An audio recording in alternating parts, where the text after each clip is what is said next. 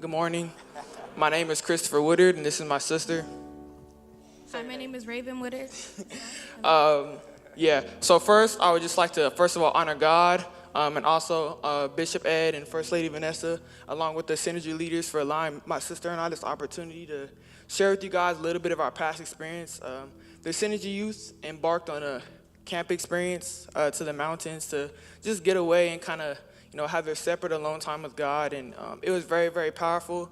When we went up there, we mainly focused on 3 topics. It was identity, transformation, and vision. Identity, we mainly focused on just who am I? A lot of times, you get discouraged and you kind of get down on yourself. You don't really know, like, who am I? You listen to people who are saying about you, and it's kind of hard to really just figure out who am I. So that was one of the main things we focused on. And again, transformation. We figure out how do we go about these changes? How do we go about finding out who we are? And then the last one was vision. What do we want to be? What do we want to do in life? So different things like that they focused on. A lot of people figured out what they wanted to do, even in life, as far as their major is concerned, as far as what jobs they wanted to have. People didn't even know that going into the trip. So that was just very encouraging for us to hear and for them to just share with us what they wanted to do and who they wanted to become. For me personally on the trip, I was able to pour into young men's lives. Myself, I'm 18. I just graduated from college last year in May. High school, I'm sorry. High school. I just graduated from high school last May. Thank you, appreciate the correction. From high school last May, so I was able to relate to them a lot easier. I was able to share my past experiences with, different things, temptations, and things of that nature. With them, and so they're really open and receptive to hearing what I have to say, and it was just a good one-on-one conversation to have because, it's true, like, they go through a lot, and even for me, like, my experience, like, I went through a lot too, so I understand, but you can't do it on your own. You can't. So that was my main message to them. You can't do it on your own. You have to have God in your corner, and we have God in our corner, so use him. So that's what I was saying. Get in your word, pray. You have people around you that love you, that care for you, your parents. You have spiritual guys, my sister's going to share, spiritual guiders, spiritual parents, people who are around you. Even use the church. There's so many powerful people here in the church. So that was my main message to them.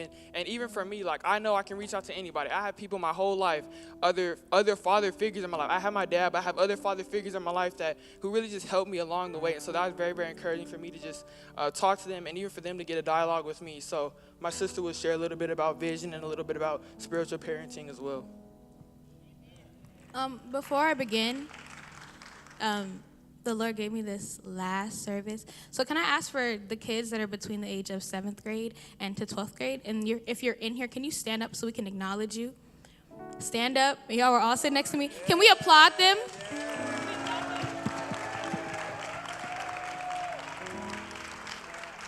Okay, you guys can sit down. But the reason I wanted them to stand up is so you guys can see them. Now that we see them, I need us to all encourage them as our spiritual sons and daughters, as my spiritual sisters and brothers in Christ.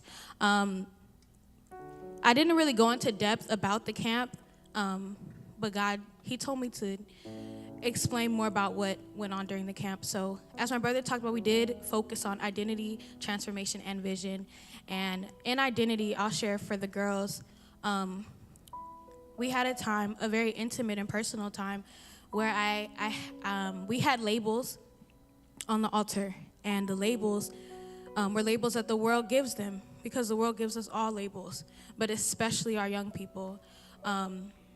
There's so much influence from their friends to online. There's so much that they're being told, and because they have the light on the inside of them, the enemy wants to dim that light.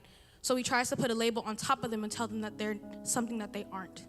So I had them pick up a label that they related to, and there was many different labels from I'm not worthy, nobody loves me, nobody cares about me. And these were real things, and I told them, I said, these are stuff that I've experienced in my life. These are real things.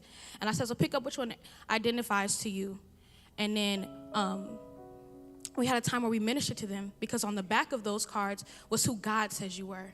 It were scriptures that talked about what the world said, but no, this is how God sees you. So if you're not worthy, no, God says you are a royal priesthood, a chosen nation, God's holy people.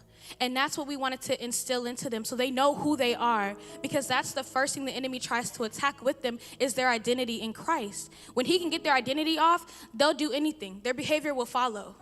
If he tells them that they're not worthy, they're going to act that way. They're going to put on that behavior, but they're not. That's not who God tells them that they are. In terms of transformation, they were able to see their sins visually. We had them write their sins on a shirt and see them visually, see them standing before them and show that this is what Christ took on for you, so you don't have to be that person anymore. You're new and you're transformed in Christ. And in terms of their vision, it was very powerful. This spoke to me. I wanted to cry. We had the kids come forward and they were actually able to express their vision and the purpose that God had placed in their lives. They said that this is what I want to do. This is how I'm going to do it, and this is how I'm going to see that vision not only as a dream, but making it into a reality. The enemy doesn't want us to know who you are. He doesn't want us to walk that out. So he's attacking them. The kids that all stand up, he's attacking these children, and he wants them, and he plays with their mind. They're going through a lot of things. We were able to be very real and open and honest with them. They're going through a lot of things. And that's where we step in as their parents, as their spiritual guardians.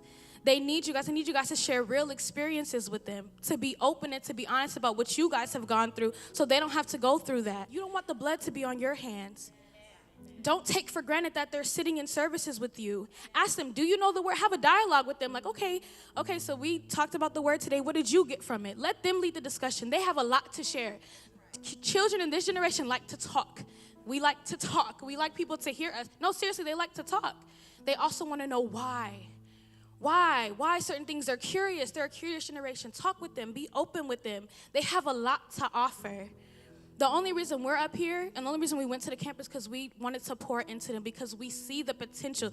When they left that camp, they were completely different kids. Completely different. They were hugging us, thanking us for our time in our service. Who does that?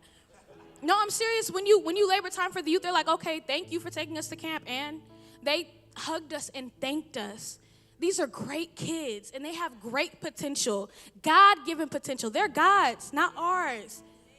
So let's be intentional as spiritual leaders, as spiritual guiders, to guide them in the admiration of the Lord.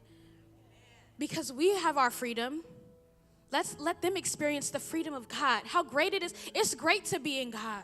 The world tells them it's not. It's great to be in God. It's fun to be in God. I'm 22 and I'm in God. There's stuff I can't do, but I would rather be in God and be happy than be miserable doing the things of this world, and they need to hear that. It's miserable out there. I have people my age who grew up in the church, and they're struggling, and they're 22, 23. I'm like, girl, you're going through a lot. But no, and there's people that are going through a lot in the body, but I see when they're going through stuff, they have the word to come back with it. They're praying about it. They're speaking in tongues. That's how they need to live their lives even now. They need to have a prayer life of their own, but they need to see it modeled through us. When they were singing King of Glory and we were worshiping, when they see us worshiping, that makes them want to worship. We have to model our lives for these kids to follow.